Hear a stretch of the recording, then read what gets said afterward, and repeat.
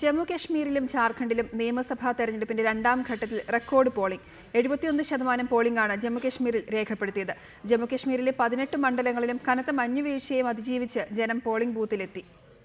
ഗുൽബർഗ്, ഗൂലാർനാസ്, റിസായ് തുടങ്ങിയ കശ്മീരിലെ മണ്ഡലങ്ങളിലും ഉധംപൂർ, രാംനഗർ, ചെനാനി തുടങ്ങിയ ജമ്മുവിലെ മണ്ഡലങ്ങളിലുമാണ് ഏറ്റവും അധികം പോളിംഗ് ഇന്ന് രേഖപ്പെടുത്തിയത്. ദക്ഷിണ കശ്മീരിലെ നൂറാബാദ്, കുൽഗാം എന്നിവിടങ്ങളിലും മികച്ച പോളിംഗാണ് രേഖപ്പെടുത്തിയത്. ഹോംഷാലിബുഗ്, ലെൻഗേറ്റ് എന്നീ മണ്ഡലങ്ങളിൽ പോളിംഗ് മന്ദഗതിയിലാണ് ആരംഭിച്ചതെങ്കിലും ഉച്ചയ്ക്ക് ശേഷം വോട്ടർമാരുടെ നീണ്ട നിരയാണ് പോളിംഗ് ബൂത്തുകളിൽ ദൃശ്യമായത്.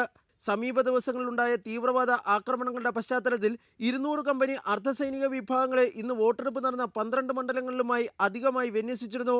കാര്യമായ അനിഷ്ട സംഭവങ്ങളൊന്നും ഇന്നത്തെ വോട്ടെടുപ്പിനിടയിൽ റിപ്പോർട്ട് ചെയ്യപ്പെട്ടിട്ടില്ല.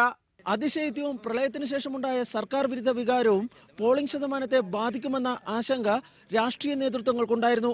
എന്നാൽ ഈ കണക്കുകൂട്ടലുകൾ തെറ്റിച്ചുകൊണ്ടുള്ള പോളിംഗ് ശതമാനമാണ് ഇന്ന് കശ്മീരിൽ തെരഞ്ഞെടുപ്പ് നടന്ന മണ്ഡലങ്ങളിൽ രേഖപ്പെടുത്തിയിരിക്കുന്നത്.